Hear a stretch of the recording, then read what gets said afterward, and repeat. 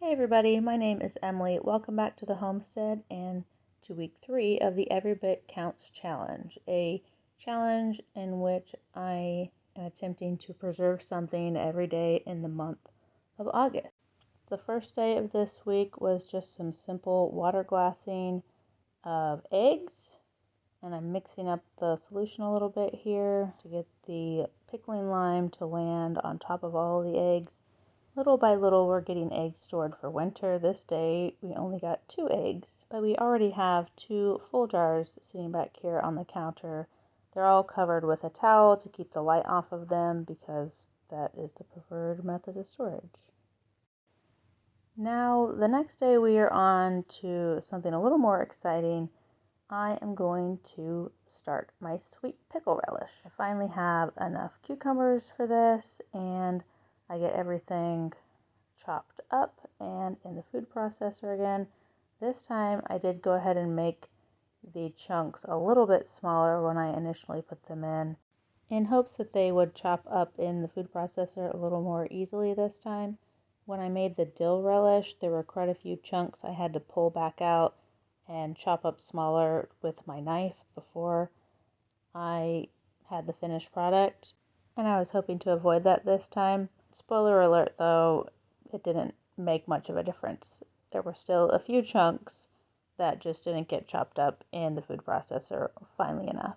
I think both relishes turned out fairly well, having not been able to taste them yet, since we're not past their 2-month mark of how long they need to sit before you get into them. But consistency-wise and visually-wise, they look great. And I have to say that using the food processor, even though it wasn't perfect, it definitely was way faster than it would have been for me to slice them and dice them so finely by hand. So I will take the imperfection over hours of tedium. But once I get all the cucumbers chopped up and measured out, I then move on to red pepper. Now, the original recipe called for red pepper, green pepper, and onion, and I've never experienced a sweet pickle relish that had anything other than red pepper in it. So I did some digging, asked some questions, did some searches, and found out that it is okay to not have all of those vegetables in there. You just need to make up for it either with more cucumber or more red pepper. You just have to have the right measurements of vegetables in general. So I chose to leave out the onions and green peppers and just make up for it with cucumbers and red pepper. So I could try to make it as close to what we are used to having, like from the grocery store. And because that's kind of the point. I'm trying to replace things that we usually buy at the grocery store with things that I grow in my garden and can preserve myself. So I was happy to find that I could safely modify the recipe in this way, and so that's what I did. So as you can see, all the chopped up vegetables need to sit in an ice water bath. I'm covering these up. I had 4 cups of ice, and this is going to sit in the fridge with salt as well for 4 hours. I had some red pepper left over from this recipe, and so I decided to go ahead and dice this up and add it to a freezer bag for later use. So I kind of got a 2-for-1 on this day for preservation. After the 4-hour ice bath, it was time to drain this relish. So I decided to put some cheesecloth over a colander. I was worried that the pieces might be too small and just go through the colander, so I definitely didn't want to just have it go in there. I was using a scoop to put it in because I was using a pretty big bowl. I didn't want to mistakenly pour it into the sink instead of into this cheesecloth. I wasn't sure how much liquid to get out, if I should squeeze it or not, but I decided to go for it. This is a multi-step process, so it really probably didn't matter how much liquid I got out because as you'll see here in a moment, I go ahead and put it in for a second ice water bath for an additional hour. And you can also see that I am covered in flour because I'm pretty sure I made pizza for dinner this night and I just didn't think to put an apron on and got flour all over my shirt. But such is life. And you can see my youngest child in the background.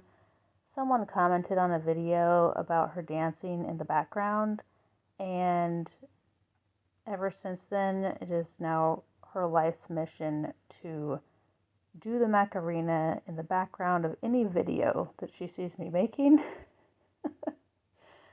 Yeah, so enjoy her dancing.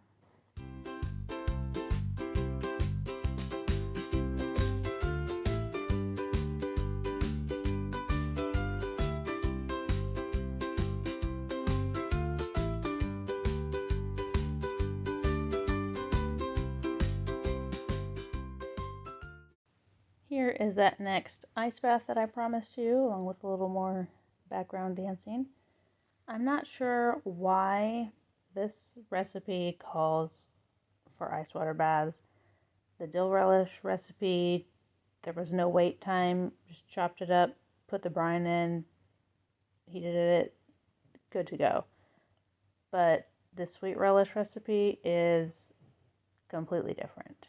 But I'm just trying to follow safe tested recipes, and this is what the sweet relish recipe was, so this is what we're doing. It is a very involved process compared to the dill relish, and it takes multiple days actually. Same night, third preservation project, definitely not garden related in any way, but my husband wanted some bacon on his pizza, and so I cooked up bacon, and I am preserving the bacon grease for use later. Just pour it off this baking sheet into a jar that I keep in the refrigerator, and we just dip into that whenever we want some bacon grease. I use it a lot for frying eggs and sometimes with potatoes, and it's just a nice extra thing to have. And I apologize for my dog snoring in the background of this voiceover. It just is what it is. On to the final step of this sweet relish recipe for this evening is to make the brine. I'm adding my sugar and my vinegar to the pot, as well as all the spices. I think it's allspice, cloves, turmeric, and mustard seed. And I tie that up in a piece of cheesecloth, and this will come to a boil. Meanwhile, it is time to drain the relish once again. And once the brine comes to a boil, I will pour that over my relish, and then this will go into the fridge for 24 hours. Now, if you thought we were going to make it through this week without green beans, you were mistaken. My big bowl was in the fridge with the relish, so I've got 2 bowls here, totaling over 9 pounds of snapped green beans. And we ended up with 7 quarts and 5 pints after this canning session. On this same evening, you can tell that I am dealing with some hot peppers, hence the gloves. A friend gave me these banana peppers, and she didn't tell me whether they were sweet or hot. And I went to go ahead and put some in a stir fry. I bit the end off of one. It didn't taste spicy at all, so I was like, okay, I'll just slice some of these up to put in the stir fry. I cleared the seeds and stems off the counter with the side of my hand without gloves because I didn't think they were spicy, to put them in the scrap container. And then I rubbed my chin, and my chin basically caught on fire. My face burned so bad. And I did taste the pepper by itself later, and it really wasn't very hot, but it was not fun on my skin. So after getting the bell pepper out of the garden and using that in the stir fry, I went ahead and removed the seeds, and diced these up to put in the freezer, and I'll add a few of them to like chilies and something like that I would like a little bit of spice, but not a crazy amount. And that is the plan for all these banana peppers. And finally, we have reached the 24-hour mark on the sweet relish sitting in the refrigerator in the brine.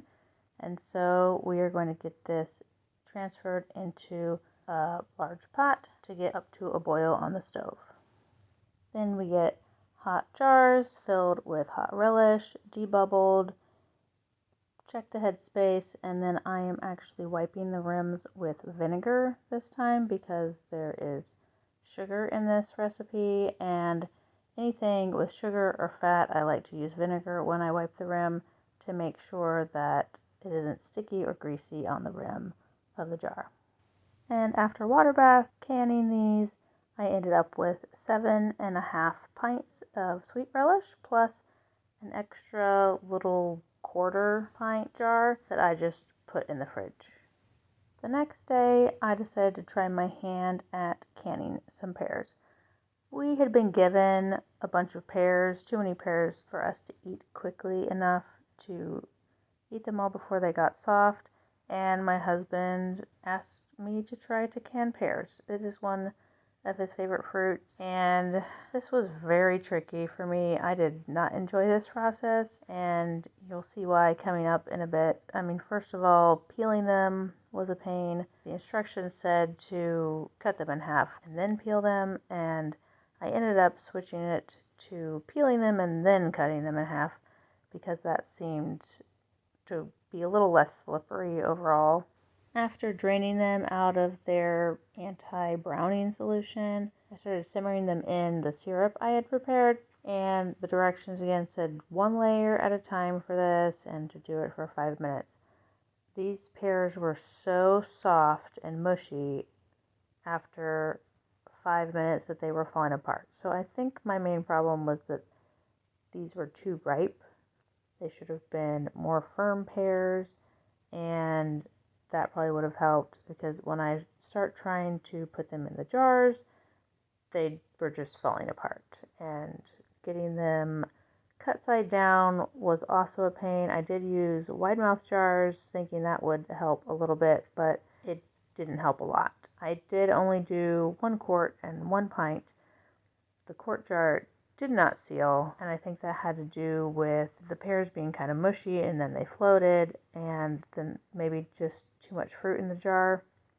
I'm not sure, but I asked some online canning friends for advice for if I ever do this again and got some tips about making sure the pears are very firm, and you can actually raw pack pears. I wasn't able to find a recipe at first, but then I think it's the So Easy to Preserve book apparently has directions in it where you can raw pack them according to the directions for peaches. So that is probably what I will try next time I try to can pears. And here are my 2 jars going in the water bath canner, and my 2 jars once they are out. The next day, I am water glassing some more eggs, or rather 1 singular egg. That was the only clean, unwashed egg from that day's collection, and it is getting put in this jar. And as the title of this challenge indicates, every bit counts, even just 1 egg. The following day holds an interesting story. So these peppers here, I thought at first that they were mislabeled jalapenos. They had shishito tags, but they looked more like jalapenos. The plants look like shishitos, but the peppers did not. Some of them are a little bit wrinkly, and they don't taste like jalapenos either. So my thought is that they were cross-pollinated with like a jalapeno and a shishito cross-pollinated, because these were saved seeds. Not all of my saved seeds turned out this way. A lot of them are true looking shishitos and tasting the right way.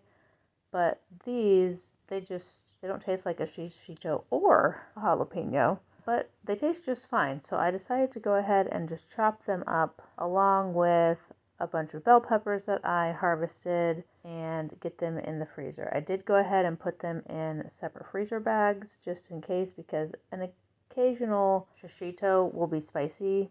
So I figured one of these could occasionally be spicy.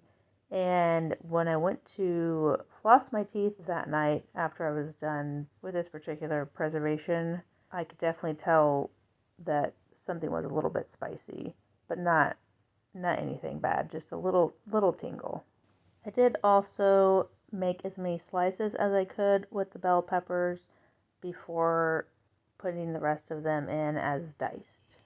The final preservation method of the week is saving some seeds. This is a Premier kale plant from the 2024 garden that overwintered and then bolted, which means it went to seed.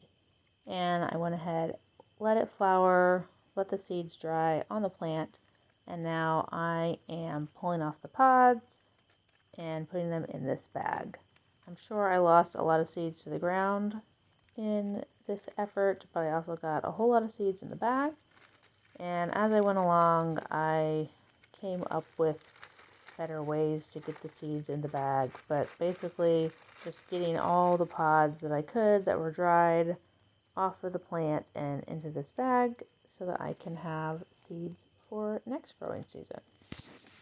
As you heard with my pepper mix-up, saving seeds can turn into having a slightly different variety of something, but it's still going to be edible, and you can still get true to type things as well.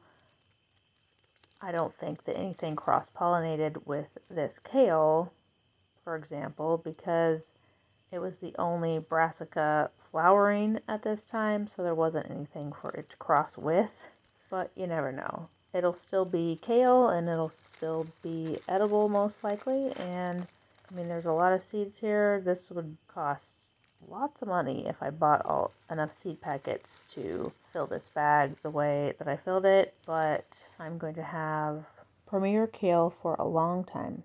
Once I got the seeds inside, I decided to go ahead and separate the seeds from the pods, and it's fairly easy. I mean, just kind of rubbing them in my hands, all the seeds were really falling out of the pods. They were very dry, and so they separated easily. The seeds fell to the bottom of the bag, and I was able to get most of the material from the pods out of the bag. And this is the final product that I'm going to be saving for next spring. Thank you for coming along on this week of preservation, and I can't wait to see you in the next video. Bye.